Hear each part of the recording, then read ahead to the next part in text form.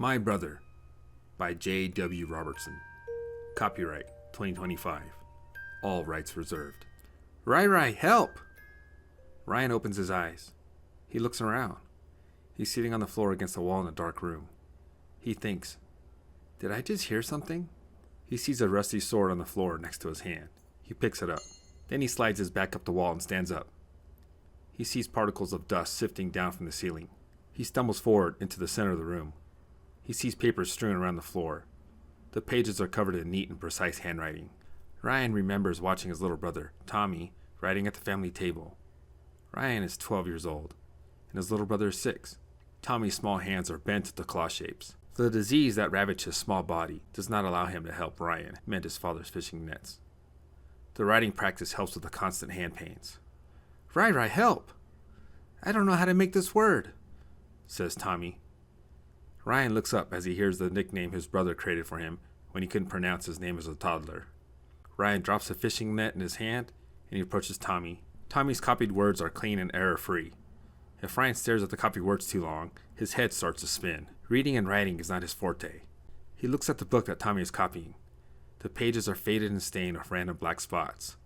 The word Tommy is trying to copy is underneath one of the spots. Ryan scratches at the word with a fingernail, and the stain scrapes away. Thanks, Rai, says Tommy. A large gruff voice behind Ryan bells out. Stop helping that cripple. Get back to work. Ryan turns around. He's cuffed across the face by his raging father. His father must be in his cups again, and Ryan is the easiest target around, next to Tommy. Ryan falls to the floor next to his father's fishing nets. Rai, help! Ryan looks up, and he sees his father raise a hand to Tommy. Ryan pulls out his fishing knife and holds up his father's nets. If you hurt him, I will destroy all our nets, yells Ryan. His father glares at him. Then he glances back at Tommy. Then we'll all starve, grumbles his father. Ryan yells, and you will get to shakes when you can't fill your cups. His father lowers his hand, and he narrows his eyes at Ryan and Tommy. He turns his back and walks to the back of the house, towards his bedroom. He yells back, get them fixed! I'm going fishing in the morning. The memory of small Tommy slips away from Ryan as he stumbles across the room. The room is so dark because the main passageway is blocked of stone and dirt. A clattering of rocks lets him know the blockage was recently created. Oh no, Tommy, thinks Ryan. He rushes to a side door and he pulls it open. The next room is dimly lit by a variety of candles. A wooden desk chair is on the floor, and there are signs of a struggle. Ryan sees dark drops of blood on the floor. Tommy, thinks Ryan. He rushes into the room and he sees a trail of blood leading to an opposing door. Ryan remembers following a trail of papers in a small fishing village. He turns a corner into an alley, and he sees his teenage brother Tommy cowering against the wall. A pack of village teens surrounds Tommy. They all have evil and vicious looks in their eyes. We told you to stay out of town, freak, says one of the large teens. Yeah, freak, we said stay out, says another. The sickly and pale-looking Tommy trembles against the wall. I'm not doing anything.